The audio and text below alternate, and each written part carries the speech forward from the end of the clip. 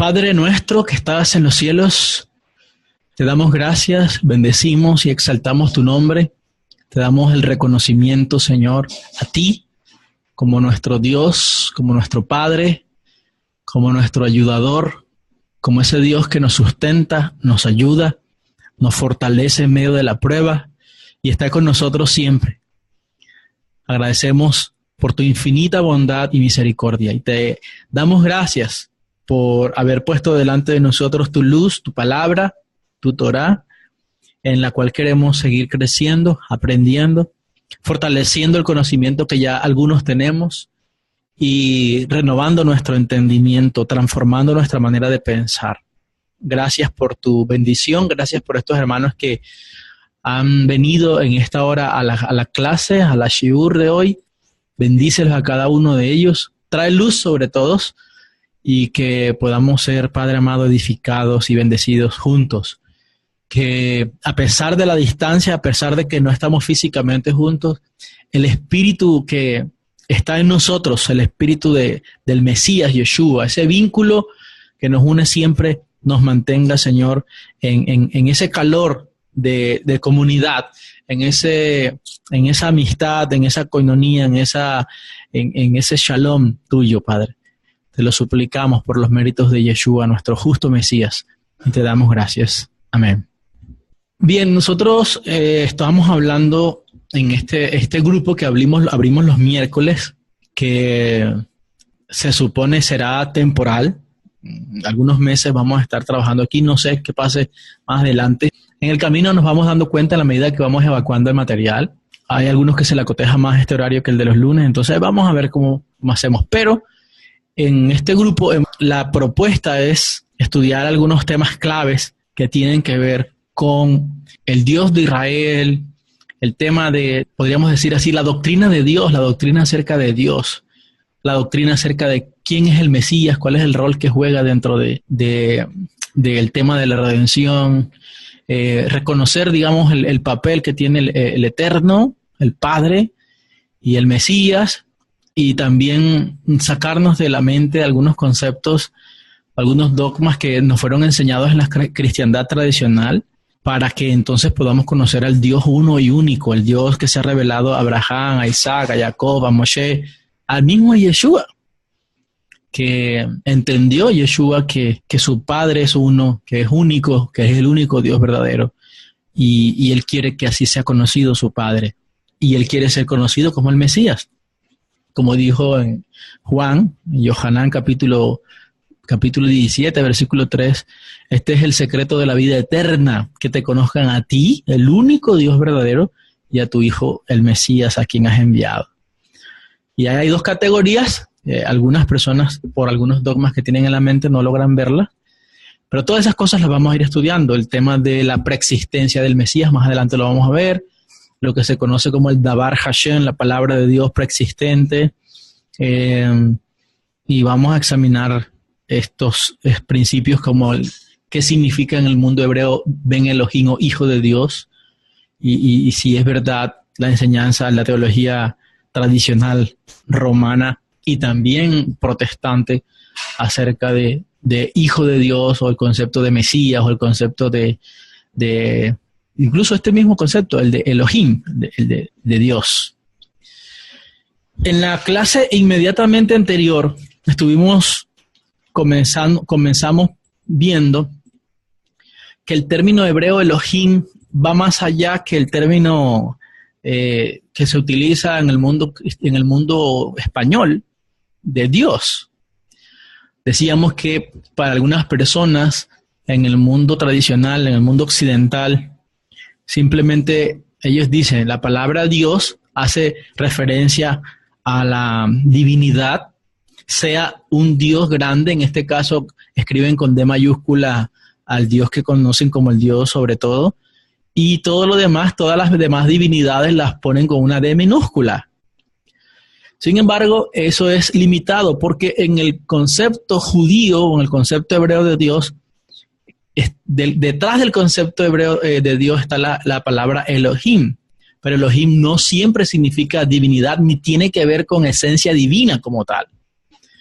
De ahí que en el mundo cristiano, cuando ven la palabra Dios en la Biblia aplicada por ejemplo, a un hombre, lo llevan a un estado de la divinidad, a veces pueden llegar a confundirlo.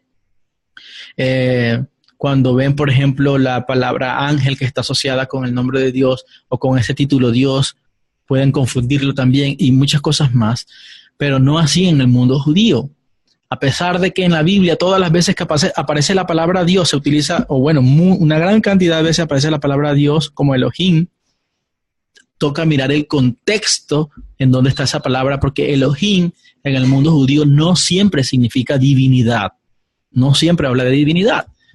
Y la vez pasada hablamos acerca de que Elohim no es un nombre propio como tal, sino que es un título que tiene que ver con una posición de poder, con atributo, con el atributo de autoridad, de gobierno, de dominio, de poder. Decía la vez pasada que la raíz de Elohim es El, que son dos letras hebreas, que es la Aleph y la Lamet, y tiene que ver con poder, ¿ya? Entonces, detrás de las palabras hebreas de Elohim hay un atributo de poder, de autoridad, de justicia, ¿sí? Y está asociado no solamente al eterno, a Hashem, al infinito, al Ein Sof. Quiero que entiendan en estas clases, cuando yo hable del Ein Sof, estoy hablando exclusivamente del Padre. El Ein Sof es el infinito, el que no tiene fin, el que no tiene principio, el que no tiene nada. El creador de todas las cosas, la esencia de todo lo que existe. El único y soberano Dios, el único. ¿Okay? Ein Sof es Él. Entonces, esta expresión Elohim nos habla o nos recuerda el atributo de poder y de autoridad de Dios y no necesariamente divinidad. Hablamos acerca en la última sesión que tuvimos, hablamos de que en caso de estar hablando de ángeles, cuando se hace referencia a los ángeles, entonces se está haciendo referencia a seres espirituales que han recibido del eterno poder, autoridad, para ejecutar los órdenes de Dios. Ahí vamos a ver, ahí vimos un ejemplo allá y más adelante vamos a hablar un poco acerca de eso.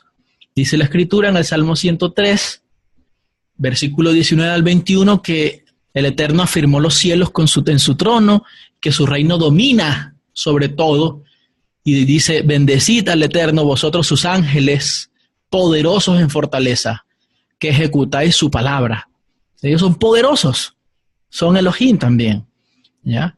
Pero eso no significa que sean Dios, aunque en el hebreo, en algunas ocasiones, no muchas, pero en algunas ocasiones la palabra que se traduce como ángeles es Elohim. Y vamos a ver más adelante eso. Hoy vamos a mirar algo importante y es cuando la palabra Elohim está asociada a los hombres. En el evento de referirse al hombre, al ser humano, como ya les decía en la clase anterior, la palabra Elohim puede aplicar a seres humanos, ¿ya? Entonces se refiere a personas que tienen autoridad, tales como los magistrados, los gobernadores o jueces, especialmente dentro de la cultura hebrea, de la cultura judía, y muy especialmente en la cultura hebrea antigua, ¿sí? Entonces la palabra hebrea Elohim, para que se den cuenta, no siempre está hablando de un Dios supremo o de la esencia de la divinidad, sino de alguien que tiene autoridad, que puede ser un ser humano, que puede ser un ángel, o que puede ser el creador mismo, o que puede ser otra divinidad que no sea necesariamente el Ein Sof, ¿sí? Dioses como los dioses de los paganos, como Baal, como todos esos dioses en los que se creía en la antigüedad y que muchos todavía tratan de ponerlos a ellos como si fueran un dios, cuando en realidad no lo son.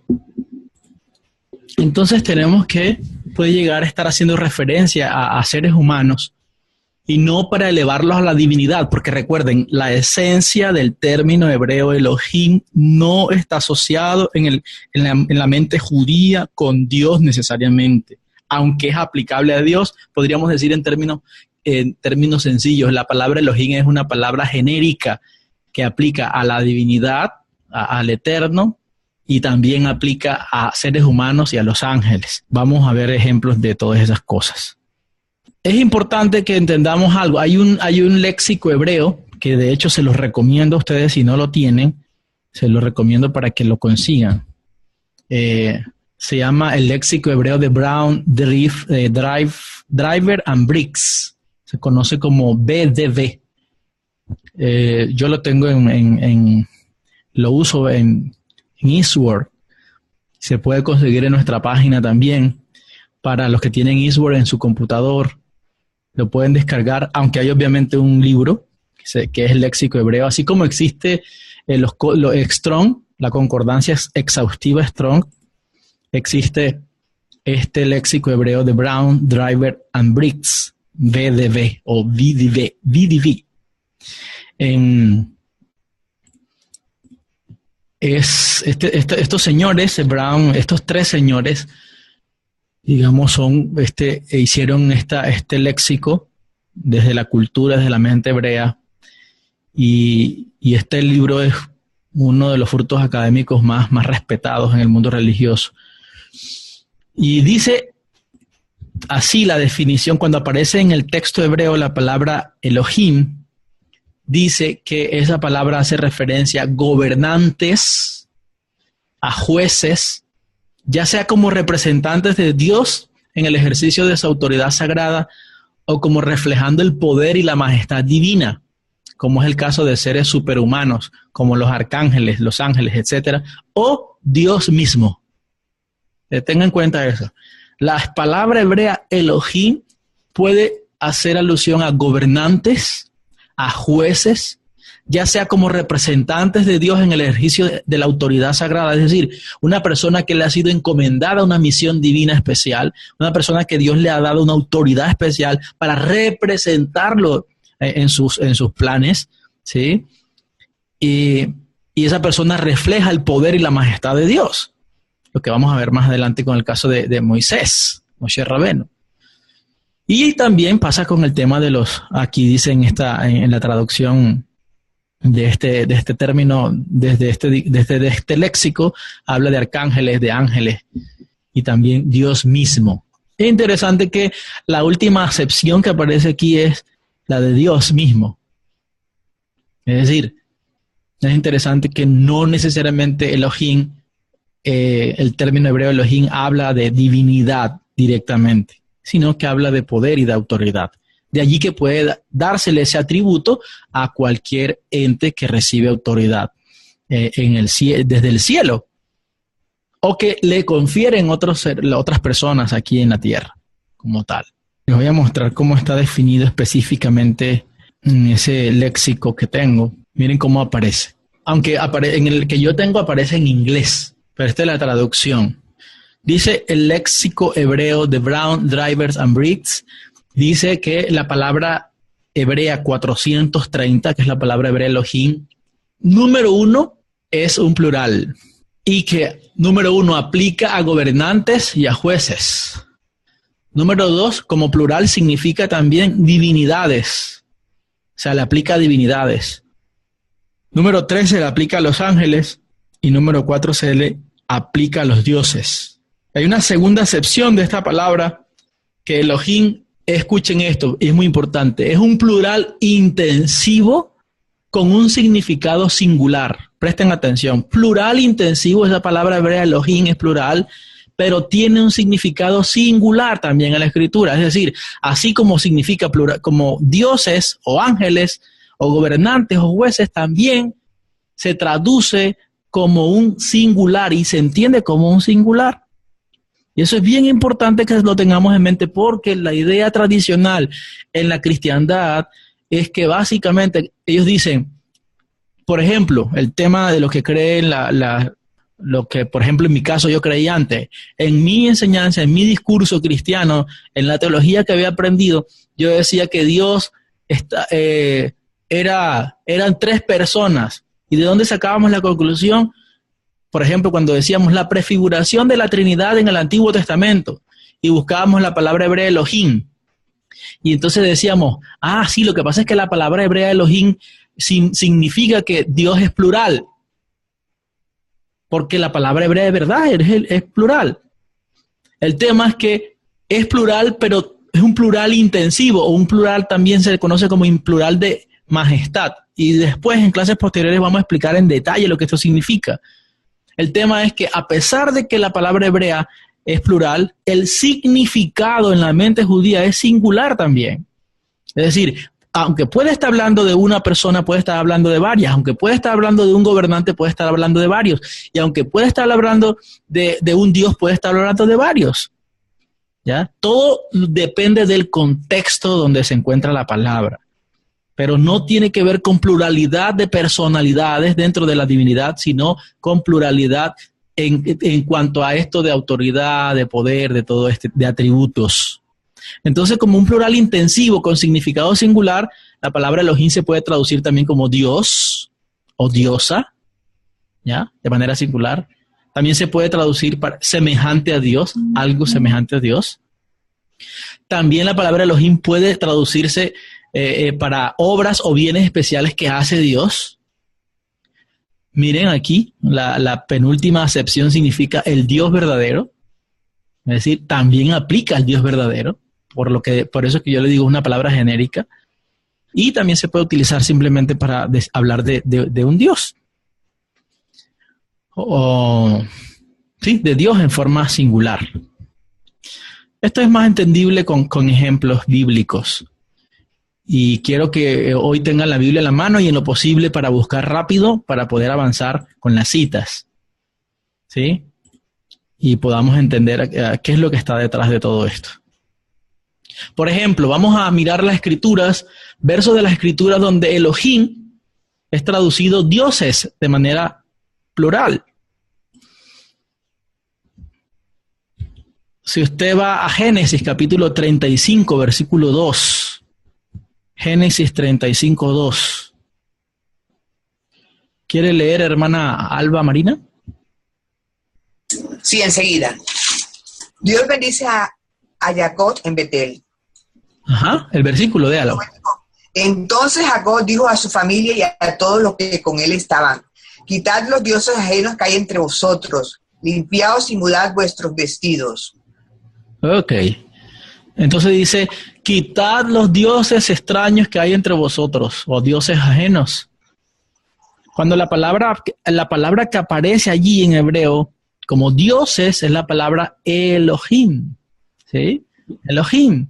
Si usted va al texto hebreo, si usted de hecho tiene una concordancia Strong en su celular o en su computador, usted va ahí donde dice dioses, toca allí y la palabra que aparece ahí es la palabra Elohim. Está hablando de dioses extraños. De ahí que también la otra vez en la clase yo le decía, tenemos que dejar esa actitud superficial y medio ridícula de estar pensando que la palabra Dios no se puede utilizar porque supuestamente si decimos Dios estamos haciendo referencia a un Dios pagano y todo lo demás, porque en realidad la palabra Elohim, que es hebrea, también es utilizada para cualquier Dios. En este caso, miren, aquí está hablando de quitar los dioses ajenos y la palabra hebrea que está ahí es Elohim. Entonces, Elohim está en este momento asociada allí a divinidades, en plural. ¿Sí? En este caso el hebreo habla de Elohim Ajerim, o dioses foráneos, dioses extraños, dioses de los paganos. En la escritura también, en Shemot, o Éxodo, capítulo 18, versículo 11, hay otro ejemplo. ¿Tienes, Victoriano, cómo leerlo? Victoriano, ¿tienes Biblia a la mano para que me colabores? Ahora conozco que Dios es más grande que todos los dioses, porque en lo que se ensoberbecieron, prevaleció contra ellos. Ok. Entonces ahora conozco que Hashem, o que el Eterno, es más grande que todos los dioses. ¿Qué palabra está allí en el texto hebreo? La palabra hebrea Elohim. ¿Ok? Para hacer referencia a dioses paganos, en plural. Entonces, en este caso, tengan claro esto, la expresión está unida a la idea de divinidades por ese contexto como tal, ¿sí? Lo mismo que pasa en Éxodo capítulo 20, versículo 3. En Éxodo capítulo 20, versículo 3, dice, no tendrás dioses ajenos delante de mí. No tendrás dioses ajenos delante de mí.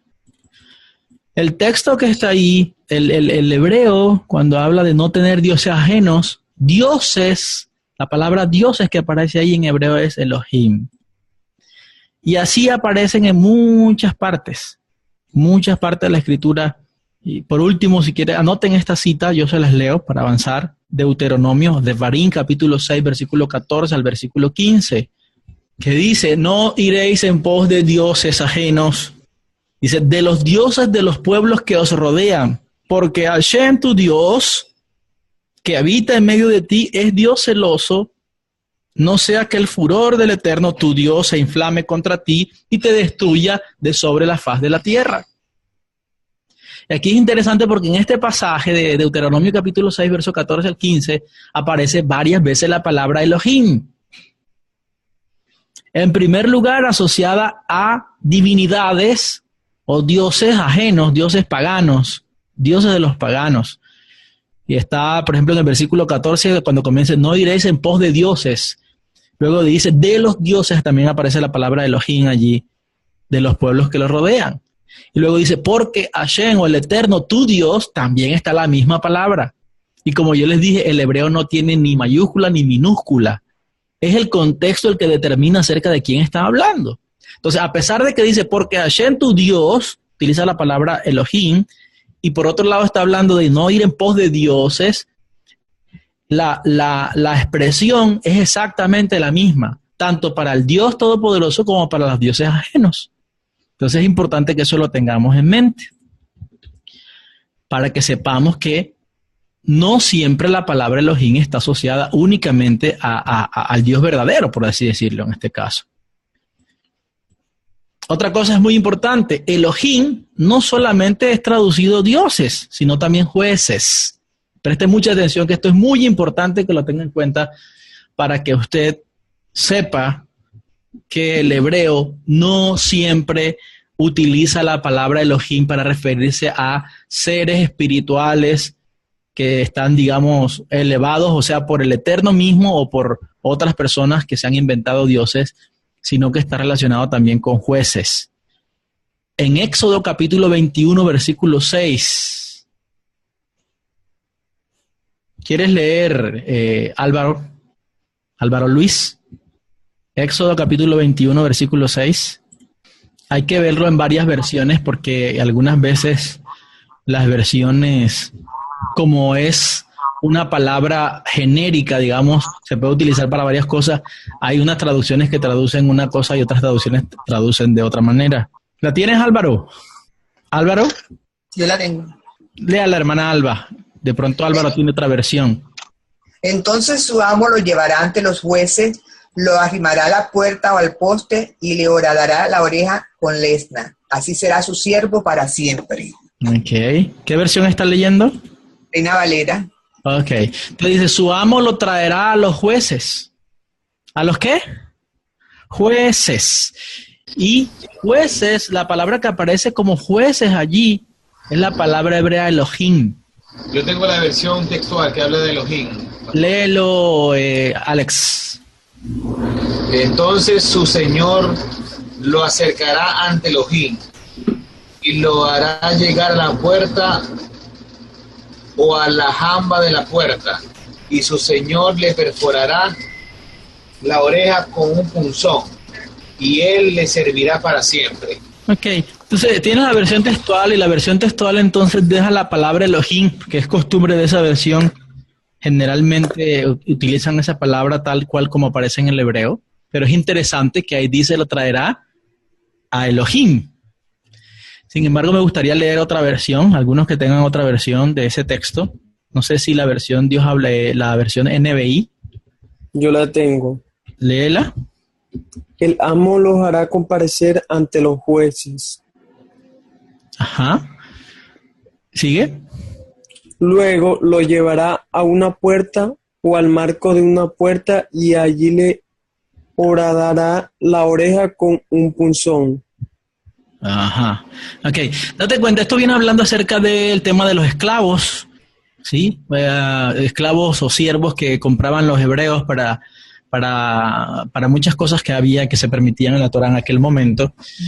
Y entonces el trasfondo es que este esclavo le dice a su jefe, ellos podían irse libres en algún momento, había circunstancias en las que ellos podían irse libres, y entonces el texto habla acerca de que ya en el momento en que el siervo, el esclavo, quiere ser libre e irse, en este caso este siervo le dice, no, pero yo no sé, yo amo a mi amo, a mi señor, a mi jefe, a mi mujer, a mis hijos, yo no quiero salir libre. Entonces lo que está diciendo es que para que ahora quede perpetuamente siendo de este israelita, ese israelita tiene que llevarlo ante los jueces de Israel, las autoridades de Israel, para que entonces le ponía como una especie le hacía un huequito en la oreja, le ponía una especie, digamos así, como de arete, ¿ya? Y ya quedaba siendo siervo para siempre de ese israelita. Entonces, lo que es supremamente interesante es que el texto habla acerca de que el amo llevaría a ese esclavo ante los jueces. Y la palabra que aparece en el hebreo allí es la palabra Elohim. ¿Ya? Entonces, eso es supremamente importante. ¿Por qué? Porque en la mente judía la palabra Elohim no siempre significa Dios. Hay algunas Biblias cristianas que sí traducen Dios allí. No recuerdo cuál, déjenme ver, pero, por ejemplo, la versión de las Américas tradujo, entonces su amo lo traerá a Dios y lo traerá a la puerta o al quicial, y su amo le dará la oreja y todo lo demás, ¿sí? Ahora, desde el contexto no se puede traducir Dios allí porque primero Dios no está allí.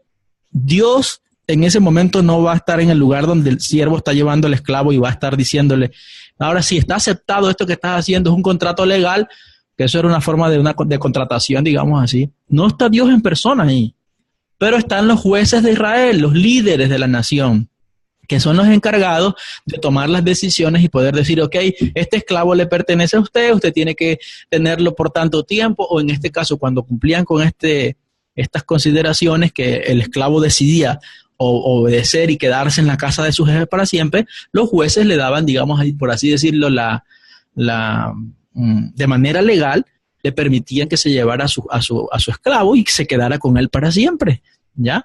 Entonces, es importante eso porque ustedes se van a encontrar incluso versículos en lo que conocen en Occidente como Nuevo Testamento, cuando la palabra que tradujeron del griego al español la llevaron como Dios.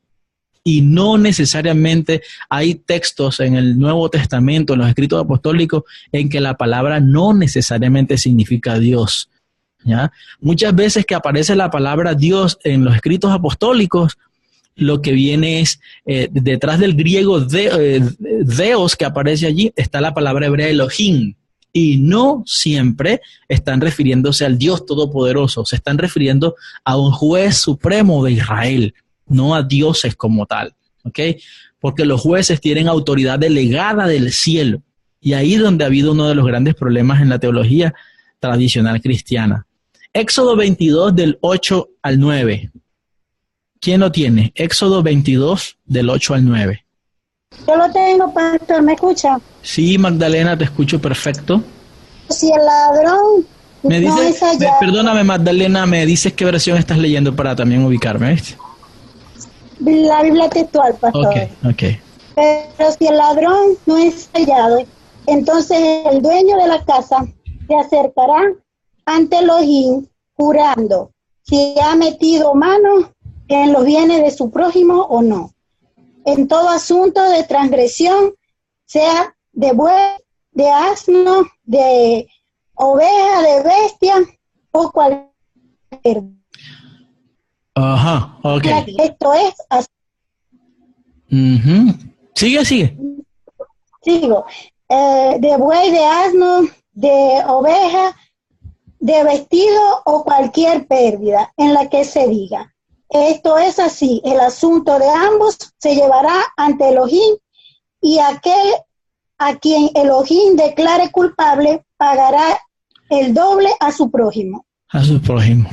Por ejemplo, miren, este texto así, tal y como lo traduce la versión textual, a mi manera de ver y ya conociendo la mente judía, es una traducción pésima del pasaje, porque ponen Elohim, que por cierto lo traducen con el nombre de, digamos, el título Elohim en mayúscula, como si se estuviera refiriendo a esta persona que se encontraba, que fue hallada robando, lo van a llevar directamente ante Dios, como si Dios estuviera en una oficina, en un lugar donde fuera a legislar eso. Y traducen como diciendo que acerquen a esta persona, al ladrón que lo encontraron robando en Israel, a donde Dios. Y no es lo que está diciendo el texto. El texto está hablando. De hecho, ahí Reina Valera, con todo y que Reina Valera tiene sus flaquezas, tradujo bien. Reina Valera dice, cuando alguno diere a su prójimo, perdón, versículo 8, si el ladrón no fuere hallado, entonces el dueño de la casa será presentado a los jueces para que se vea si ha metido su mano en los bienes de su prójimo. En toda clase de fraude, sobre buey, sobre asno, sobre oveja, sobre vestido, sobre toda cosa perdida, cuando alguno dijere, esto es mío, la causa de ambos vendrá delante de los jueces, y el que los jueces condenaren pagará el doble a su prójimo. ¿Esto qué es? ¿Quiénes son los encargados de legislar en Israel para decir un ladrón le va a pasar esto, le va a pasar aquello? ¿Cuáles son las decisiones que se tienen que tomar con un ladrón? Son los jueces de Israel, ¿sí? Así como aquí en Colombia y en cualquier parte del mundo, una persona que está robando, tienen que llevarla a los jueces. Al final el juez es quien determina qué van a hacer con esa persona, si la condenan o la absuelven y lo demás, después de una investigación que hayan hecho. Entonces, lo que quiero que preste mucha atención es que la palabra hebrea Elohim significa jueces. Y no solamente en plural, sino también en singular. Hay contextos donde aparece la palabra Elohim para referirse a un juez de manera singular. No a Dios, o no a dioses, o no a los ángeles, sino a los jueces. Entonces tenga mucho cuidado, porque cuando usted lee, repito, los escritos apostólicos que le llegaron a usted en español, en la Reina Valera, o en otras versiones, no siempre que aparece traducida la palabra allí como Dios, está hablando del Dios Todopoderoso. Y a veces se presenta un problema como cuando pasa con la palabra espíritu, la palabra ruach en hebreo, que se puede traducir como viento, como soplo, como aire, como a veces se puede traducir como ira, como ímpetu, bueno, muchas cosas, como actitud. Y entonces los traductores de las Biblias cristianas, cuando creen que el versículo se está refiriendo al Espíritu Santo, le ponen una E mayúscula. Cuando ellos creen que se está refiriendo al espíritu del hombre, le ponen una E minúscula. En realidad, no es la mayúscula ni la minúscula lo que determinan que está ahí.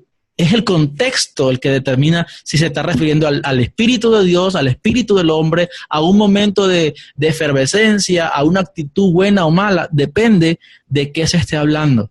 ¿Okay? Entonces, es bueno tener eso en mente porque por los traductores cristianos de las Biblias, una de las razones en las que lo ha llevado a la idolatría inconsciente es que cuando algunas veces aparece el término Elohim, con respecto al Mesías, por ejemplo, como juez máximo de Israel, lo traducen como Dios. Y eso es peligroso, ¿ya? Porque de ahí han sacado dogmas que han han llevado a mucha gente a cometer idolatría. ¿Qué tal que dentro de estas personas que tenían que ser llevadas a los jueces fueran ante estos jueces, porque se llaman Elohim, y los adoraran como si fuera un Dios? Y una cosa es respetar a un juez de Israel y otra cosa es adorar a Dios. No es lo mismo ni es igual. Entonces, miren que tiene hay que tener mucho cuidado a la hora de mirar esas cosas, porque una cosa puede hacer una gran diferencia, una traducción, una manera de ver el texto.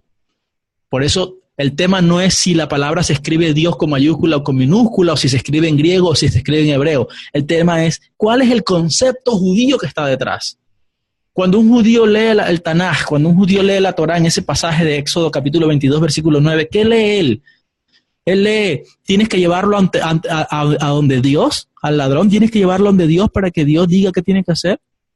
No, en cierta forma sí, porque esos jueces son delegados de Dios, han recibido autoridad delegada de Dios, y lo que ellos determinaban, de hecho muchas veces lo hacían en el templo sagrado o en el tabernáculo y todas esas cosas para ser guiados por el Eterno, ¿ya? Estos jueces a veces eran los sacerdotes de Israel, que eran los que establecían justicia en Israel. Decían, esto se va a hacer cuando una persona quebrante el Shabbat, esto es lo que le va a pasar. Cuando una persona maldiga a su mamá, esto es lo que va a pasar. Son los jueces los que determinaban eso. Hay otro pasaje que está en el versículo 28 de ese mismo capítulo, en Éxodo capítulo 22, versículo 28, y es interesante. Éxodo 22, 28, en el mismo contexto. Hermana Alba, ¿quiere leerlo, por favor? Éxodo 22, 28. ¿Me escucha, hermana Alba? Yo no la escucho. Entonces otra persona que lea el texto. Perdón, es que estaba cerrado. No ofenderás a los jueces ni maldecirás al príncipe de tu pueblo. Ok. No maldecirás, dice, no maldecirás a los jueces. No ofenderás a los jueces ni maldecirás al príncipe de tu pueblo. Ahí está la prohibición de maldecir o de ofender a un juez de Israel, a una autoridad de Israel. Vamos a ver qué tradujo. Bueno, aquí NBI la embarró. NBI tradujo, no blasfemes contra Dios ni maldigas al jefe de tu pueblo. El contexto no sugiere que eso está hablando de Dios. El contexto está hablando de los jueces. No blasfemes contra los jueces, no injurias a los jueces, no te levantes contra los jueces. Y es importante porque hay un pasaje en donde precisamente, y creo que Pablo se ubica en ese texto de la Torá para defenderse, y creo que nos da el contexto de que él está hablando no de Dios, sino de los jueces de Israel. ¿Por qué? En Hechos capítulo 23. En Hechos capítulo 23,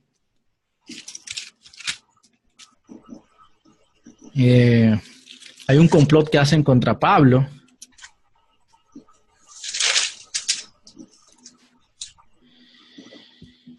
Y dice, vamos a leer desde el verso 1, voy a leer rapidito. Dice, entonces Pablo, mirando fijamente al concilio, dijo, hermanos, yo con toda buena conciencia he vivido delante de Dios hasta el día de hoy. El sumo sacerdote Ananías ordenó entonces a los que estaban junto a él que lo golpearan en la boca. Entonces Pablo le dijo, Dios te golpeará a ti, pared blanqueada. O sea, lo ofendió al juez de Israel que estaba allí, al sacerdote, y dice, ni siquiera era cualquier sacerdote, era el sumo sacerdote de Israel en ese momento. Y le dice Pablo, ¿estás tú sentado para juzgarme? Habla bien el juez, conforme a la ley, y quebrantando la ley me mandas a golpear. Entonces los que estaban presentes dijeron, ¿al sumo sacerdote de Dios insultas? Al juez de Israel le insulta. Pablo dijo, no sabía, hermanos, que fuera el sumo sacerdote, pues escrito está, no maldecirás a un príncipe de tu pueblo. ¿De dónde toma Pablo ese texto cuando dice, no maldecirás al príncipe de tu pueblo? A la Torá, en Éxodo 22, 28, que dice, no ofenderás a los jueces ni maldecirás al príncipe de tu pueblo. ¿Ya? La Torá prohíbe hablar mal en contra de ellos. Pablo no sabía que el que estaba allí era el sumo sacerdote. Entonces por eso dice en el versículo 6 de Hechos 22 que estamos leyendo, 23, dice, entonces Pablo, notando que en parte eran de saduceos y otra de fariseos, alzó la voz en el concilio, hermano, yo soy fariseo, hijo de fariseo, pam. Pero llama la atención que Pablo se retracta en este momento, como quien dice, no sabía, hermanos, que fuera el sumo sacerdote, pues está escrito, no maldecirás al príncipe de tu pueblo. ¿Ya? O sea, él sabe, o sea, reconoció, estoy pecando, estaba hablando directamente contra el juez de Israel, el máximo juez en ese momento que era el sumo sacerdote. ¿Ya? Entonces, ahora, ¿qué sí pasa? Que por el principio de agencia divina, cuando tú maldices o ¿cómo se llama? Ofendes a una autoridad, a un juez, a un Elohim de Israel, es como si estuviera haciéndolo contra Dios, por el principio de autoridad delegada. No que ese juez, en este caso ese sumo sacerdote, fuera Dios, ni mucho menos, pero por la representatividad que tiene de autoridad, por la delegación de autoridad que tenía, representaba una autoridad divina, incluso a pesar de que yo creo que no estaba procediendo de la mejor manera, ¿ya? Porque en ese sentido Dios protege a la autoridad, digamos así. No quiere decir que no lo va a juzgar, porque creo que le estaba haciendo algo injusto, mandó que cachetearan a Pablo y eso no tendría que hacerlo. La Torá no le daba la autoridad a él para que mandara a golpear a otros sin tener suficiente información, elementos de juicio para llevarlo a ese estado. Entonces, en resumen, hermanos, y así hay diferentes textos en las Escrituras en donde la palabra Elohim no necesariamente significa Dios o dioses, también significa jueces, se está refiriendo a seres humanos, que han hecho algunas versiones cristianas, han traducido eso como Dios. Entonces lo que dicen, por eso es que, por ejemplo, en el caso que le leí ahorita de la nueva versión internacional, dice, no blasfemes nunca contra Dios, dice, en ese versículo en Éxodo 22-28, no blasfemes nunca contra Dios ni maldigas al jefe de tu pueblo. En realidad ese versículo no está hablando de blasfemar contra Dios, ese versículo está hablando acerca de no injuriar, de no ofender a un juez de Israel por la autoridad que representa para tomar decisiones en Israel y todo lo demás, ¿ya? Por quienes eran ellos, los sumos sacerdotes, las autoridades máximas, por ejemplo, Moshe, que fue el máximo juez de Israel en su momento, y que todo lo que Moshe decía era como si Dios lo dijera, por esa autoridad que él tenía. Entonces, él era llamado también en la Biblia como Elohim, por eso mismo. Hay que tener en cuenta eso. Bueno, hay un ejemplo, y ya lo vimos la semana anterior, pero se los voy a recordar aquí de rapidez por los que hoy entraron que no vinieron a la clase anterior. El caso de Elohim puede ser traducido como ángeles también. En Salmos capítulo 8, versículo 5, dice, hablando de los hombres, dice, lo has hecho poco menor que los ángeles y lo coronaste de gloria y de honra. ¿Sí? Ángeles. Pero el texto hebreo dice ahí Elohim. ¿Ya? En realidad el texto no habla de ángeles, habla de Elohim. Entonces, ¿por qué traducen como ángeles? Porque se sabe que por el contexto no se está hablando del Dios supremo, sino de seres espirituales que han sido creados también a la imagen de Dios, ¿sí? Y por el texto griego de la Septuaginta, el texto, digamos, ese texto que hay del Tanaj o de la Biblia hebrea, que fue traducido al griego, no traduce la palabra Dios, sino ángelos, la palabra como se dice ángeles en griego. Entonces, es interesante eso. Déjenme ver un momentico, voy a mirar, a comprobar aquí cuál es la palabra griega que aparece ahí en el texto griego, cómo lo entendieron los sabios judíos cuando tradujeron del hebreo al griego allí. El texto griego, en ese versículo, utiliza la palabra ángelos. Se la voy a escribir, les voy a pegar el significado en el chat. Esa es la palabra que aparece en el texto griego, ángelos, que significa ángel, mensajero, especialmente ángel. Por implicación también puede significar pastor, mensajero o ángel. O sea, el texto griego de Salmo 8:5, cuando dice lo hiciste poco menor que Elohim, es interesante porque cuando los traductores judíos, hebreos, que tenían una mente judía, traducen al griego, si ellos hubieran entendido que la palabra que está detrás de ese texto es Dios, como el soberano Dios, hubieran traducido la palabra griega, Dios, ¿ya? Pero no tradujeron Dios, tradujeron ángelos. Es decir, para ellos el texto está hablando de Dios, sino de los ángeles. Y es que así lo sugiere el contexto. El salmista viene diciendo, ¿qué es el hombre para que de él tenga memoria y el hijo del hombre para que lo visites? O sea, el salmista está como agradecido con Dios, que a pesar de que el hombre es polvo, Dios lo ha elevado de una manera tan especial que prácticamente después de Dios son los ángeles lo único que están como arriba del hombre. Dice, lo has hecho poco menor que los ángeles y lo coronaste de gloria y de honra. ¿Okay? Entonces, la palabra hebrea Elohim también en algunos contextos, no en todos, puede significar ángeles también. Entonces, es supremamente importante y lastimosamente muchos traductores en los diferentes ámbitos cristianos, sobre todo, cuando han encontrado la palabra Elohim, a veces la lucha de ellos es ¿qué traduce aquí? Está hablando de ángeles, está hablando de Dios, está hablando de jueces, está hablando de una diosa, está hablando de un magistrado de Israel. ¿De quién está hablando? Entonces, a veces no es tan fácil, pero porque no tienen una mente judía, porque no fueron formados en la tradición judía, porque no conocen todo lo que está detrás de eso, ¿sí? Lo que está detrás del pensamiento judío. Ahora bien, habíamos hablado acerca de que la palabra Elohim se puede traducir como una forma plural. Y habíamos hablado, ya encontramos versículos que Elohim significa dioses, habla de dioses ajenos, habla de dioses en plural.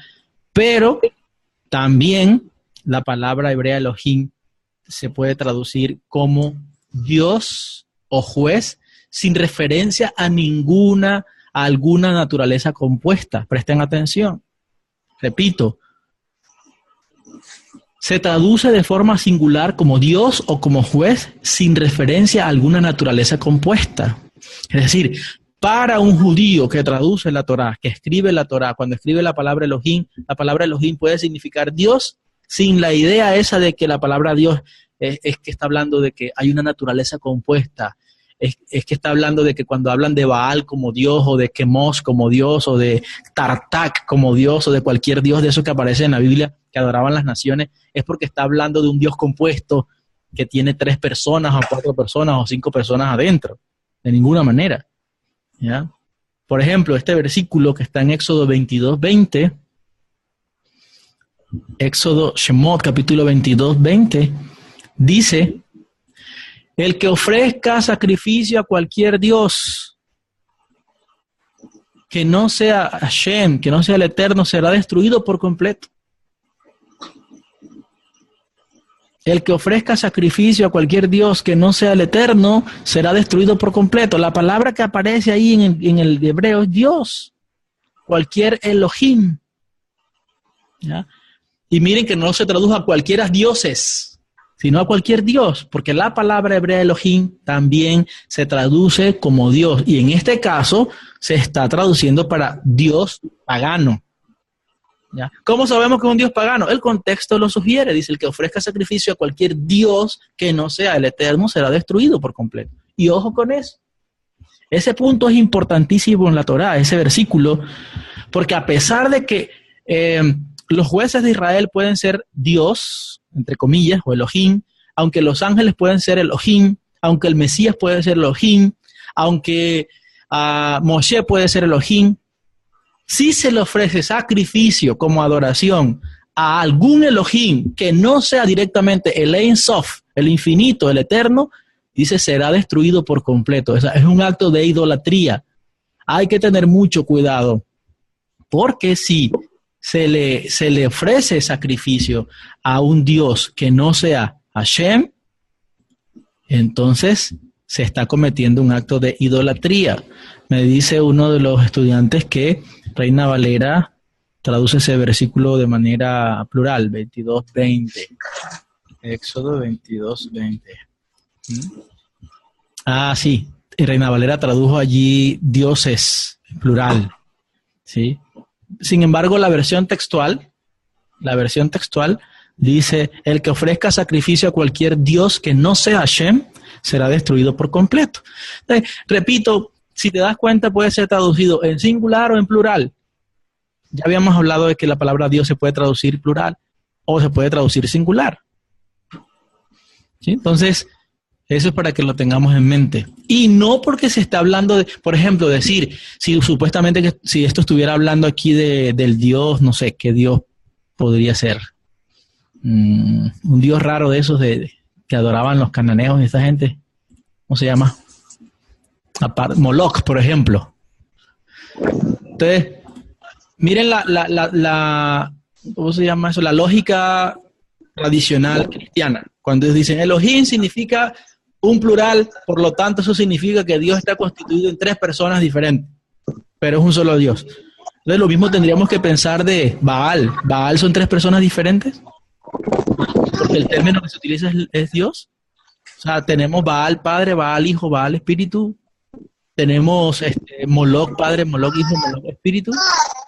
¿Ya? O sea, utilizar el término Elohim para hablar de una pluralidad y para, por ejemplo, desarrollar la idea de que Dios son 3 o 4 o 5 o 7 personas o lo que sea, no es un argumento válido. ¿Sí me hago entender? Si se lo aplican al Dios único y decir que cuando Elohim es plural es porque ahí están escondidos 3 divinidades que representan 3 personas, ¿o qué? Bueno, no, hay diferentes grupos, ¿no? Por un lado están los que creen que hay 3 personas, otros dicen que son 2, y hay grupos que hablan de 8. He escuchado de personas que dicen que Dios son 8 personas, y bueno, y en realidad ustedes saben que en el fondo casi que la doctrina romana son 4, porque meten a la Virgen también prácticamente dentro del combo, ¿sí? Le dan un lugar tan excelso y tan grande como el del Dios soberano, y a veces hasta mayor. Entonces, pero es una conclusión falsa, eso es una conclusión a la que han llegado equivocada. No porque la palabra hebrea Elohim pueda ser plural, un plural que se puede usar como un plural de majestad, signifique que ahí están escondidos varios dioses o algo así por el estilo. Jueces capítulo 6, versículo 31. Jueces, o Shoftim, Jueces capítulo 6, versículo 31. Voy a leerlo, dice así. Dice, pero Joás respondió a todos los que estaban junto a él: ¿lucharéis vosotros por Baal? ¿Defenderéis su causa? Dice, cualquiera que contienda por él, que muera esta mañana. Si es un Dios, o si es un Elohim, que luche por sí mismo, con quien derribó su altar. Voy a leerlo, a ver cómo traduce versión textual. Pero Joás respondió a todos los que estaban ante él: ¿pretendéis contender por Baal o queréis ayudarle? Quien pretenda contender por él será muerto antes de la mañana. Se traducen: si es Elohim que contienda por sí mismo con el que demolió tu altar. Aquí la nueva versión internacional dice: pero Joás le respondió a todos los que lo amenazaban: ¿acaso van ustedes a defender a Baal? ¿Creen que lo van a salvar? Cualquiera que defienda a Baal, que muera antes del amanecer. Si de veras Baal es un Dios, debe poder defenderse de quien destruya su altar. Entonces, estaban hablando de Baal, y se habla de Baal como Dios, y la palabra hebrea que está allí detrás de Baal, de ese Dios, es el plural mismo que se utiliza para el Eterno, y que se utiliza para los jueces, y el que se utiliza para los hombres y para los ángeles. La pregunta mía y lo que me ayudó a mí a salir de esta ignorancia en la que yo estaba era, me pregunto, ¿que Baal también tiene una naturaleza compuesta interna? ¿Qué piensan ustedes de eso? ¿Alguna vez ustedes han estudiado a Baal? y ustedes piensan que Baal también funciona como si tuviera 3 o 4 o 5 o 7 personas internas? Claro que no. Un Dios adorado, un Dios falso adorado por los paganos, ¿ya? Y nunca lo adoraron como si fuera un Dios compuesto de varios, ni nada de ese tipo de cosas. Entonces, ¿por qué los hijos del Dios verdadero, los hijos del único Dios verdadero y soberano y sobre todas las cosas, llegaron a conclusiones de que Dios tiene una naturaleza compuesta? Es un mal entendimiento, porque no tenían una mente hebrea cuando traducían estas cosas, ¿ya? Tenían una mente griega, tenían una mente pagana, tenían una mente que estaba alejada de la verdad de Dios, de lo que Dios le dio a Israel. Jamás a Israel se le ocurrió, jamás, en los siglos, desde que Dios le dio a Moshe Rabeno, desde que se le reveló a Adán, a Noah, a Abraham, a los grandes hombres y personas que estaban allí en los días de los profetas, ninguno de ellos pensó que Dios tuviera una formación interna compuesta, ni mucho menos. Y fue a ellos que Dios les reveló la Torá. Pero cuando eso salió de Israel, cuando ese mensaje salió de Israel y las escrituras quedaron en manos de los gentiles, que revolvieron la palabra de Dios y el conocimiento de la Torá y de los profetas con la cultura pagana donde se movían, comenzaron a desarrollar ideas completamente equivocadas. ¿Sí? Y después vamos a hablar un poco más de eso. Jueces, capítulo 11, versículo 24. Jueces 11, 24. Habla de un Dios que se conoce como Quemos, Quemosh. Dice, lo que te hiciere poseer Quemos, o Quemos, tu Dios, tu Elohim,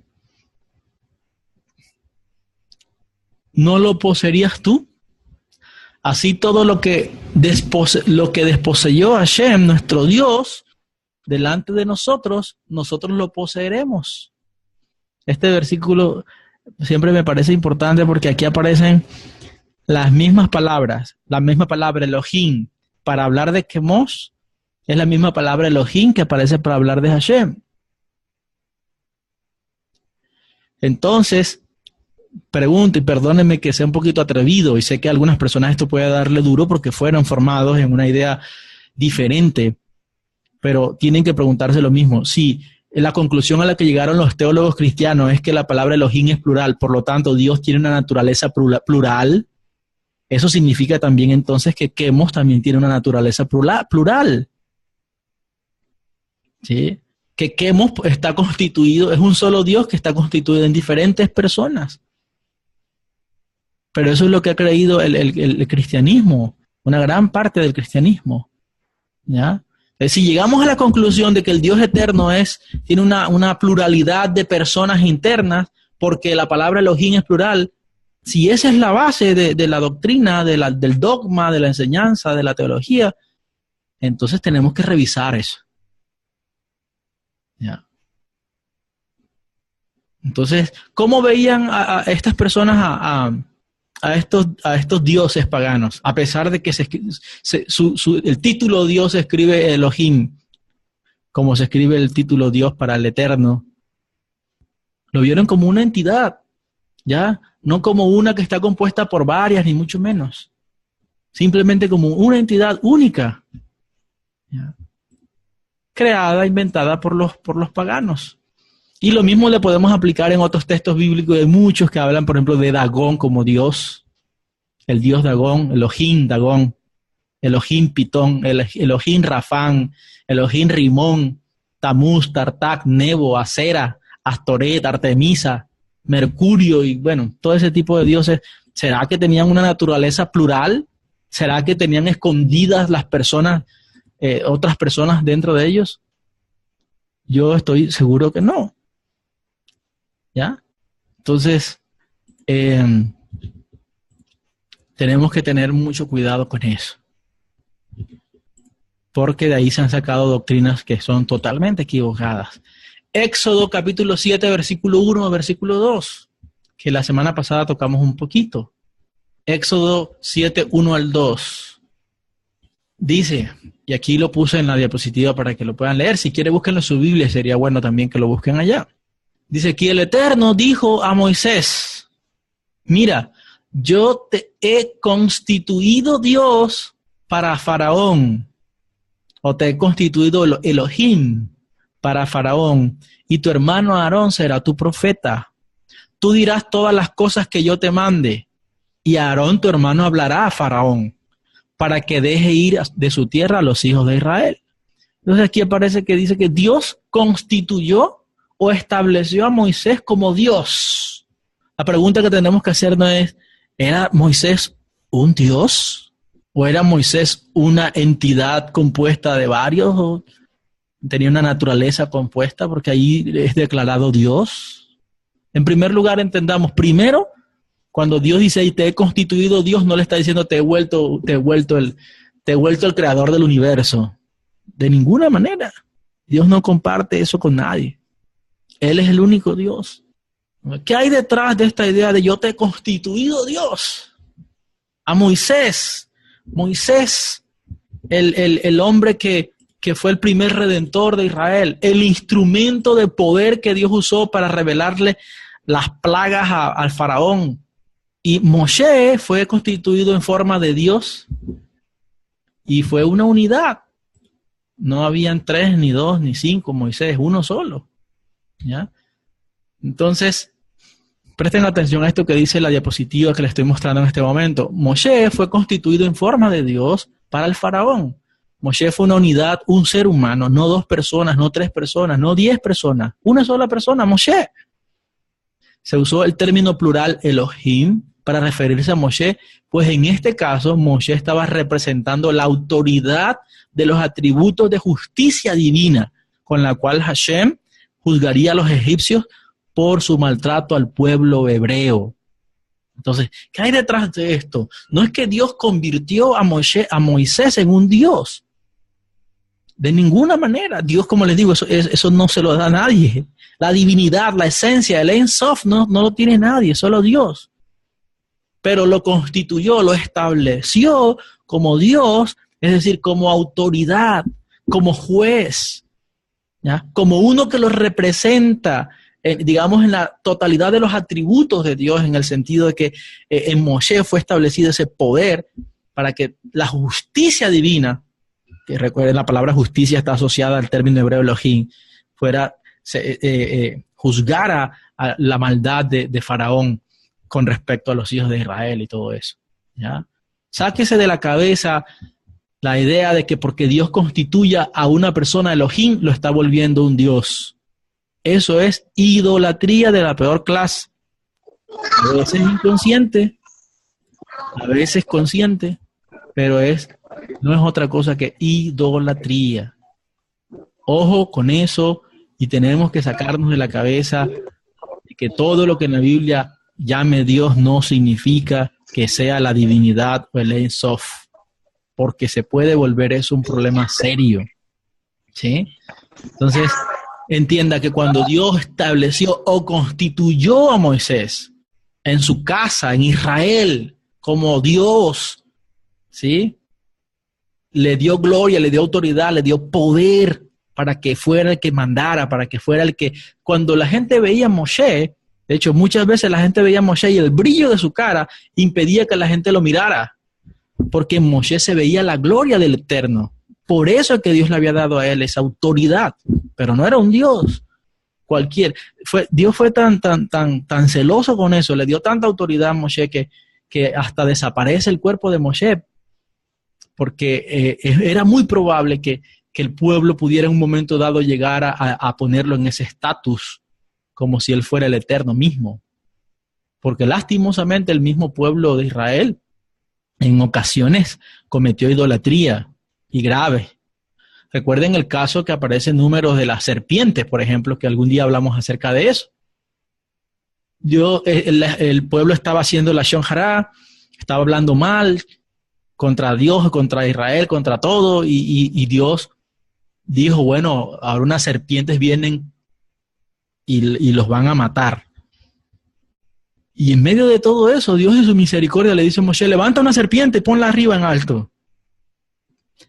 Cuando ellos miren a esa serpiente, serán sanados, serán liberados, serán salvados. ¿Y qué pasó? Después ellos fueron sanos, fueron salvos en ese momento de la situación.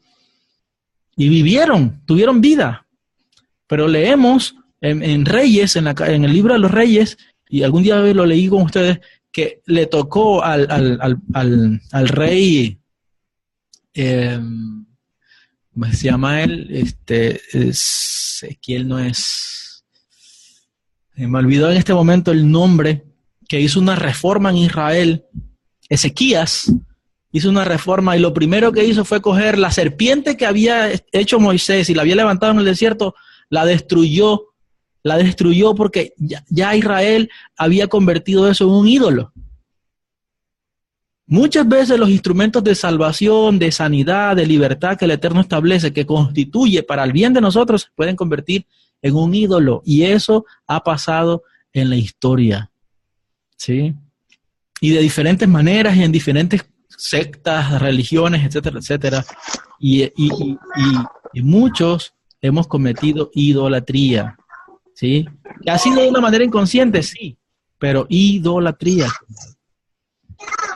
Quiero ir cerrando hoy esta parte. Quiero mostrarles un pasaje interesante. Si alguno de ustedes tiene Reina Valera, le voy a invitar a leer Hebreos, un pasaje que a mí me gusta porque está asociado a Éxodo capítulo 7, pero entonces habla acerca del Mesías. En Hebreos capítulo 3, verso 1 al verso 6. Hebreos, la carta a los Hebreos, habla de otro personaje a quien el Eterno constituyó también.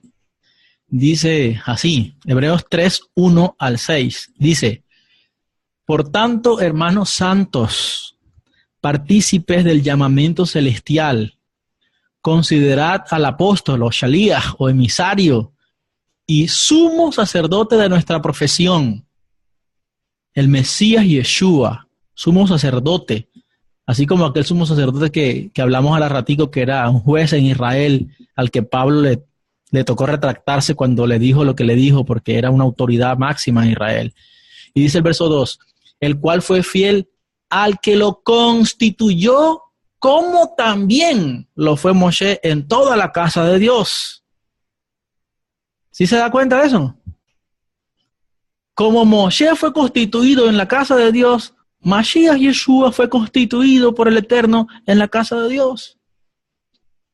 Ahora bien, el versículo 3 dice algo importante, porque de tanto mayor gloria que Moshe es estimado digno cuanto tiene mayor honra que la casa el que la hizo. Porque toda casa es hecha por alguno, pero el que hizo todas las cosas es Dios. Y Moisés o Moshe a la verdad fue fiel en toda la casa de Dios como siervo para testimonio de lo que iba a decir. Pero Mashiach como hijo sobre su casa, la cual casa somos nosotros, si retenemos firme hasta el fin la confianza y el gloriarnos en la esperanza. ¿Qué hay detrás de esto, amados? El mismo principio, ¿sí? El Mesías Yeshua, Moshe fue la autoridad máxima, fue constituido Dios para Faraón, para que Faraón viera las obras de Dios a través de él. Y por medio de esa autoridad que el Eterno le dio, Moshe gobernó al pueblo de Israel. La casa de Dios en esa época que estaba constituida únicamente por el pueblo de Israel, pero que ahora el Mashiach ha sido puesto sobre todas las cosas como Elohim constituido, ya no solamente sobre los israelitas, sino también sobre los gentiles, ¿sí? Y nosotros entonces, por eso obedecemos a Mashiach, porque él ha recibido esa delegación de autoridad y de poder de nuestro Padre que está en los cielos. Por eso nosotros honramos, bendecimos el nombre de Yeshua, porque creemos que el Eterno le ha dado una autoridad incluso mayor a la de Moshe, sin llegar a confundir al Mashiach con toda la autoridad que Dios le ha dado con el Ein Sof, con el infinito, ¿sí? Porque no es igual, aunque ha sido cubierto con una gloria más grande que la de Moshe Rabbeinu, que la de Abraham Avinu, que la de todos estos grandes tzadikim de Israel, pero que tiene su lugar especial y que él nunca quiso usurpar el lugar que Dios le dio, ni ponerse por encima del lugar que Dios le dio, ni mucho menos. Entonces, es importante a través de estas clases que nosotros podamos entender eso. Hashem constituye Elohim, no volviendo los dioses, porque si él hace eso, si él vuelve Dios a otro ser, a otra persona, lo que sea, se anula el mismo, ¿ya? Dios no comparte su gloria con nadie. Dios es uno y único. No hay otro fuera de él, arriba en el cielo y abajo en la tierra. Solamente él es el Dios único y todopoderoso. Hay un pasaje que quiero dejar esta hora antes que se vayan a descansar, en Deuteronomio capítulo 4, versículo 39, versículo 35 y versículo 39. Un recordatorio que Dios le hizo a Israel y que es importante que nosotros lo tengamos en mente también, amados. Dice así,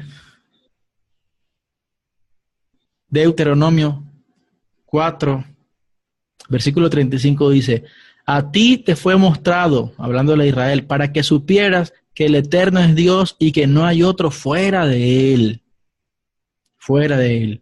En ese caso, cuando se está refiriendo al Eterno mismo, se está refiriendo a él como, ahora sí, como divinidad, porque ya ahí lo saca por fuera de todos los demás Elohim que puedan existir. Verso 39.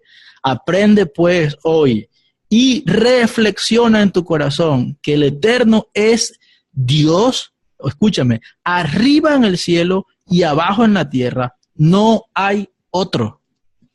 ¿Ya? En el cielo, Él es el único Dios.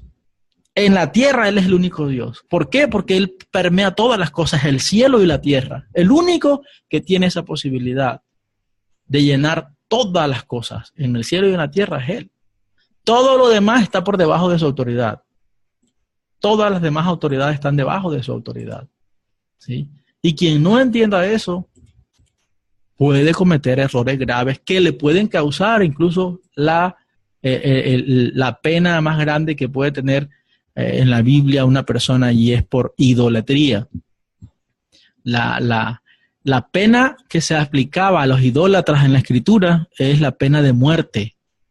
La pena de muerte. En este caso, la condenación de aquellas personas que adoran a otro Dios que no es el Dios de Israel, que ofrecen sacrificio a otro Elohim, que no sea el Elohim que ha sido adorado por Abraham, por Isaac, por Jacob, por Moshe, por Yeshayahu, por los profetas, y por el mismo Yeshua, el Mashiach. ¿Sí? Entonces, voy a dejarlo hasta aquí en esta hora y abro un espacio para que ustedes hagan preguntas. Oiga, hermano. Sí, señor. Yo tengo aquí una pregunta, una inquietud. La otra estaba yo ahí en el internet. Sí, señor. Y por casualidad me topé ahí una página en YouTube de una comunidad mesiánica. Sí, señor. Ya nos ha enseñado sobre ese pastor que es Javier Palacios, creo que. Sí, señor. Entonces él miré que él dice que Yeshua es Elohim. Estamos de acuerdo, pero lo que enseña este señor es que ya está saliendo del contexto, ya él no dice que Yeshua es Yahweh. Ajá. Es Yahweh, dice él que es Yahweh. Entonces como que ya se está saliendo, yo creo, ya del... No, se está saliendo, no, hermano, ese salió desde hace rato. Es decir, miren, por eso es que yo les digo a ustedes, el tema de judaísmo, el tema de ser Israel, el tema de eso, no se trata de ponerse sombreros, ni kipot, ni vestidos, ni talit, ni nada de eso. O sea, lo que hay en este mundo es gente que trae desde el mundo cristiano o griego o romano o lo que sea, las enseñanzas para mezclarlas con las enseñanzas que Dios le dio al pueblo de Israel. Dios nunca le reveló a Israel eso, por ejemplo. Eso que usted está diciendo, que por ejemplo, el Mesías es el mismo Ein Sof, lo aleno. Eso no es permitido en la Torah. Y vamos en el camino porque ahorita pues apenas estamos introduciendo y sé que algunos están así como asustados, como preocupados. Hay muchísimo acerca de esto, para entender qué hay detrás de todo eso. Sin decir ahora que Yeshua es cualquiera, ¿no? Yeshua ha sido engrandecido y su nombre y su reino perdurarán para siempre, y el Eterno le dio la autoridad y el nombre es sobre todo nombre, ya que él ha sido delegado a Mashiach, ¿ya? Pero hay que tener mucho cuidado porque si se confunde la gimnasia con la magnesia, se forma una mezcolanza y eso trae daño al alma de las personas. Sí, no, yo por eso lo eliminé, luego, o sea, lo miré y no lo quité rápidamente.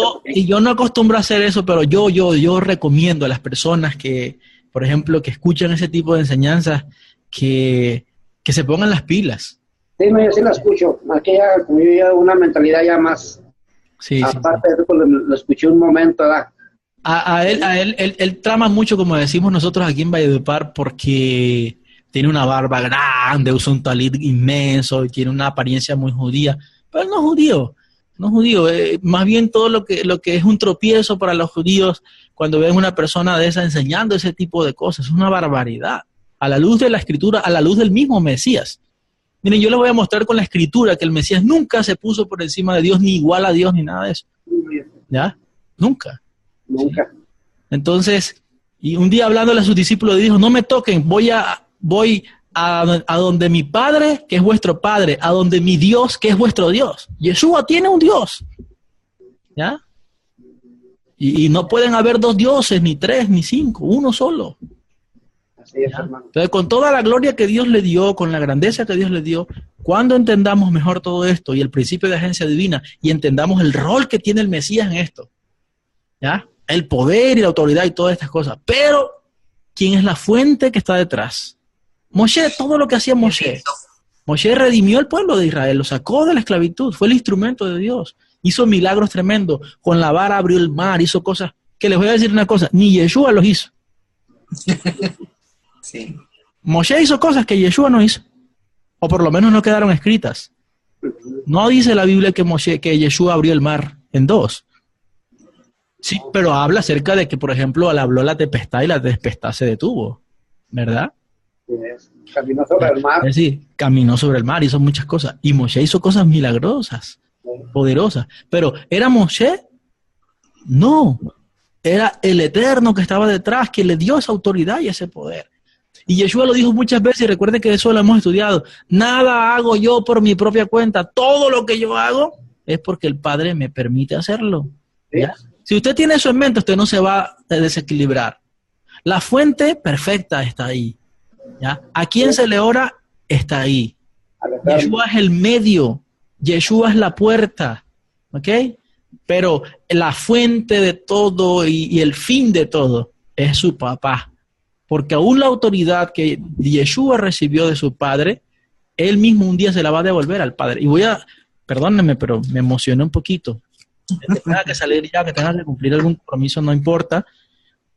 Pero les voy a dejar una lectura que para mí es muy edificante, que está en 1 Corintios capítulo 15, hablando de autoridad, de poder, de la delegación que el Eterno le dio a Mashiach como Elohim también. Pero queda claro, esa autoridad tiene una jerarquía y hay uno que está por encima de todo. En 1 a los Corintios capítulo 15, voy a leer el versículo, del verso 20, dice así. Pero ahora el Mesías ha resucitado de los muertos. Primicia de los que murieron es hecho. Pues por cuanto la muerte entró por un hombre, o sea, Adán, también por un hombre la resurrección de los muertos. Así como en Adán todos mueren, también en el Mesías todos serán vivificados. Pero cada uno en su debido orden. El Mesías, luego las primicias, los que son del Mesías en su venida. Luego el fin, cuando entregue el reino, el gobierno, la autoridad, al Dios y Padre. Cuando haya suprimido todo dominio y toda autoridad y todo poder, amigos. O sea, aún Yeshua va a llegar un momento en que todo el poder que Dios le dio, Él se lo va a devolver a su papá, que es la fuente de todo eso. ¿Sí? Mire, luego el fin, cuando entregue el reino al Dios y Padre. Cuando haya suprimido todo dominio, toda autoridad y todo poder. Dice, preciso es que Él reine, es decir, Yeshua, hasta que haya puesto a todos sus enemigos debajo de sus pies. O sea, el reino del Mesías hasta que haya, va a tener un momento, digamos así, en la historia, en que Él tiene que devolver todo a su papá. Y dice, y el postrer enemigo que será destruido es la muerte, porque todas las cosas las sujetó debajo de sus pies. Ahí habla del Padre, a Yeshua le sujetó todo debajo de sus pies. Y cuando dice que todas las cosas han sido sujetadas a Él, claramente, escuche esto, se excluye aquel que sujetó a Él todas las cosas. Es decir, aunque Mashiach recibió una autoridad sobre todo lo que hay, sobre todo lo que existe, Yeshua tiene autoridad dada por el Eterno sobre los ángeles, sobre los demonios, sobre las enfermedades, sobre todas las cosas. Pero, se excluye de eso el que le dio a Él la autoridad. ¿Ya? ¿Por qué se excluye? Porque es la fuente de donde viene todo lo demás. ¿Ya? Es el Dios de Yeshua. Es el Padre de Yeshua, es la fuente de todas las cosas. Y dice versículo 28, pero luego que todas las cosas le estén sujetas, entonces también el Hijo mismo se sujetará a Él, al que le sujetó a Él todas las cosas, para que Dios, ya no dice para que Mashiach, sino para que Dios sea todo en todos. Entonces esto es importantísimo que lo entendamos. No le quitamos el lugar a Mashiach y creemos que tiene autoridad máxima. Así como Faraón era el más grande, digamos, sobre toda la tierra y estableció a José a Yosef en Egipto y le dio toda autoridad y le dijo, tienes derecho a todo, pero no me toques a mi esposa. ¿Ya? O sea, te doy todo, o sea, tú tienes toda la autoridad aquí y todo el mundo tiene que postrarse ante ti, rendirte pleitesía, rendirte honores, istajabá, ¿ya? Respeto, honor. Aún a los hermanos les tocó postrarse, a los hermanos de Yosef les tocó arrodillarse delante de él para que al final él les salvara la vida, les diera comida y todo lo demás. Ese es Mashiach Yeshua. ¿Ya? Incluso dice la escritura en Génesis capítulo 45 que Faraón puso a Yosef como padre de Faraón. Padre de Faraón. Padre no significa que sea Dios, ni mucho menos. Padre en la cultura judía significa también la autoridad que da consejo también. Entonces, era el consejero máximo. De todo. Faraón no se tenía que preocupar por nada porque él tenía todo bajo el control de Yosef en Egipto, que era, digamos, el mundo conocido. Pero le dijo, solamente solamente yo en el trono voy a ser más grande que tú y a mi mujer no me la toques. ¿Ya? Entonces, y hay unas claves escondidas importantísimas con respecto a Yeshua ben Yosef, al Mashiach ben Yosef, que están escondidas ahí. El faraón es el padre, que le da toda autoridad.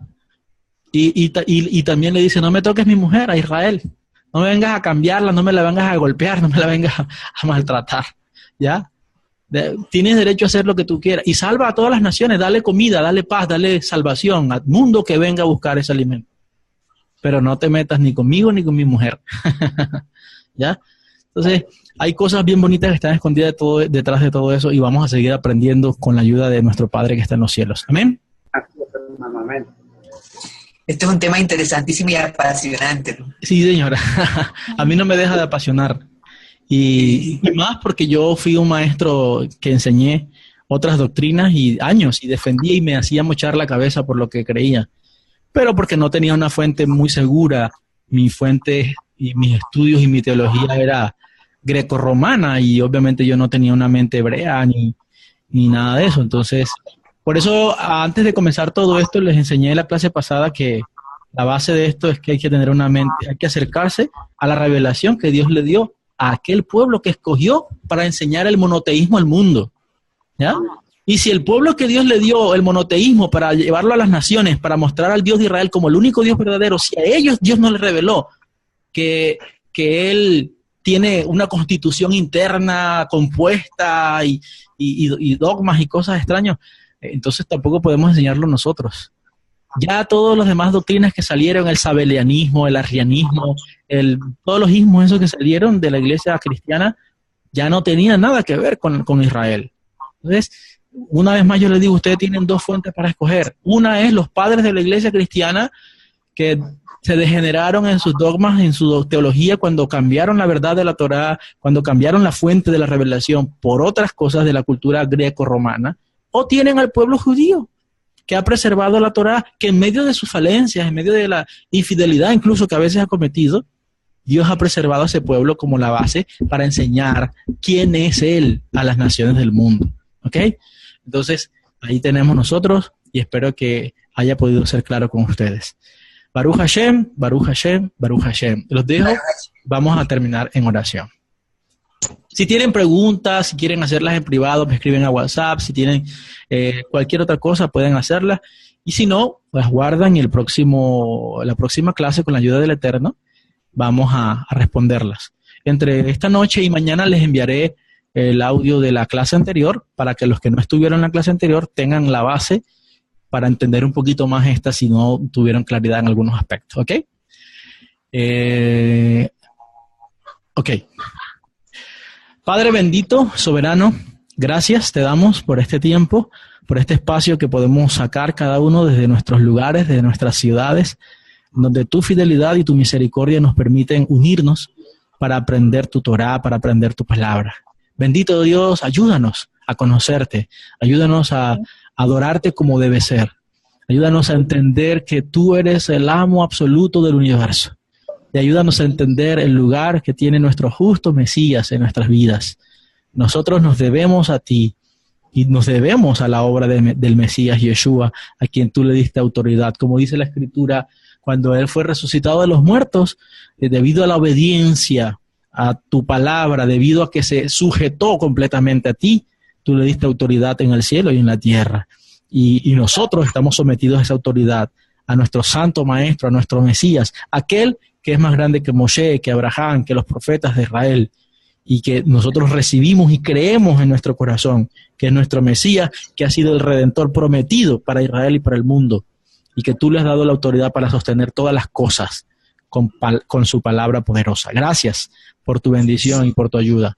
Bendice a cada uno de mis hermanos, que tengan paz, que tengan shalom, que tengan bendición, y que cada día se aclare en su mente, en su corazón, aún en sus emociones, todas estas cosas, para que ellos puedan, Señor, quitarse todo velo que tengan detrás de sus ojos y que les impidan conocer la verdad de quién es el único Dios verdadero, el único que es Dios en el cielo y en la tierra. Gracias, Padre. Bendícenos a todos y que puedan descansar todos, Señor, bajo la gloria tuya, por los méritos de nuestro justo Mesías Yeshua. Gracias. Amén. Amén. Y amén. Shalom, Un abrazo a todos. Que descansen. Igualmente. Igualmente, Robert. Shalom. Shalom, shalom.